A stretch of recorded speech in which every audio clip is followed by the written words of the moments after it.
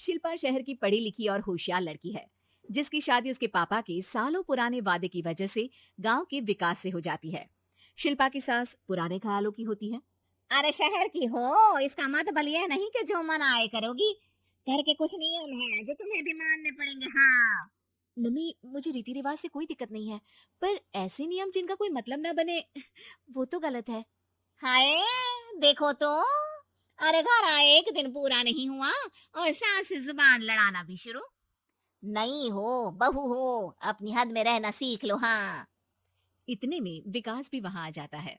माँ, मुझे लगता है शिल्पा को घर रहने की जगह दुकान चलना चाहिए। इसकी नई चीजों की समझ और सोच हमारे बिजनेस के लिए बहुत अच्छी रहेगी। बेटे की बात सुनकर माँ को बहुत गुस्सा आ जाता है। अच्छा।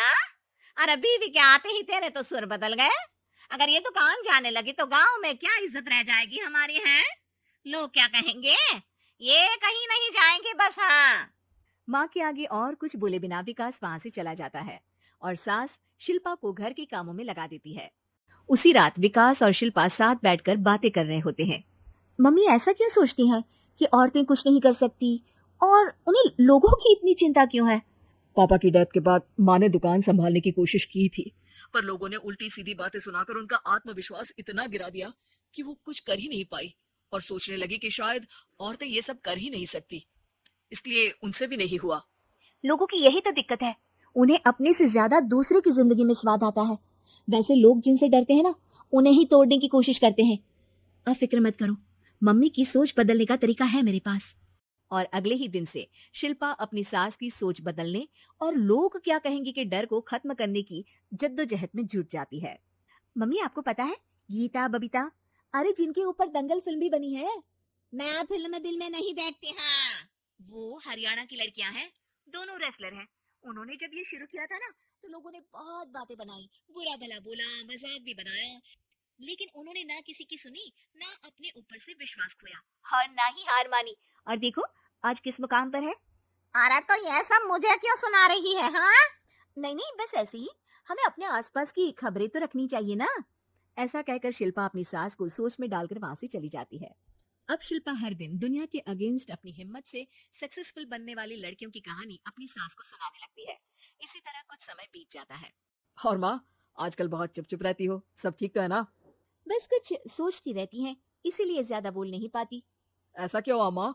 कोई दिक्कत है क्या? अरे तेरी पत्नी ही दिक्कत है। है? मैंने क्या किया? अरे रोज मुझे कुछ समझाने के मकसद से एक नई कहानी सुनाती है, पर खुद नहीं जानती कि मुझे सब पहले से पता है। हाँ। तो फिर दिक्कत क्या है माँ? लोग क्या कहेंगे? अरे उनका तो काम ही है कुछ ना कुछ कहना। आप ये सोचो कि उन्हें नजरअंदाज करके हम साथ मिलकर किस ऊंचाई पर पहुंच सकते हैं। बेटी और बहू की बातों से सोच में पड़ी माँ वहां से चली जाती है। अगली सुबह सबसे पहले तैयार सास आवाज लगाकर बेटी और बहू को बुलाने लगती है। अरे कहाँ सोते पड़े हो दोनों। किसी को घर में कोई काम नहीं है क्या। हाँ। सास की आवाज सुन शिल्पा भागती हुई कमरे से बाहर निकल आती है, जिसके पीछे विकास भी बाहर आ जाता है। मम्मी, आप इतनी सुबह तैयार होकर कहाँ जा रही हैं? अरे किसी नई शुरुआत से पहले भगवान का आशीर्वाद बनता है या नहीं। मैं सीधा दुकान जाऊंगी, तुम काम निपटा कर आ जाना है। सास की बात सुन शिल्पा और विकास खुशी से फूले नहीं समाते। ये हुई ना मेरी माँ वाली बात।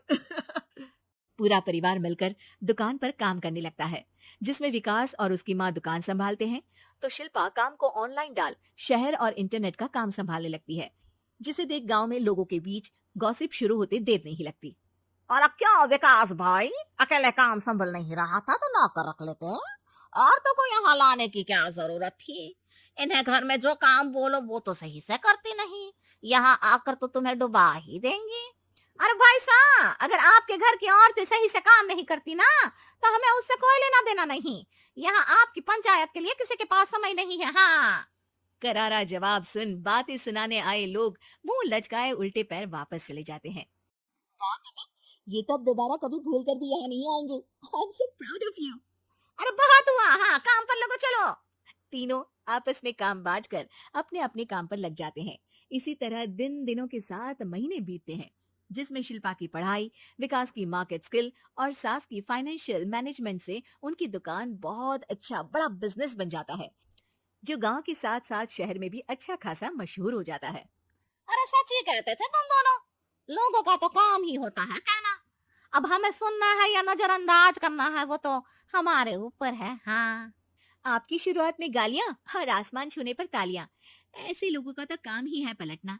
इनकी बातों से हमें कभी अपनी राह बदलनी नहीं चाहिए, बल्कि अगर बातें बन रही है तो समझ जाओ कि रास्ता सही है।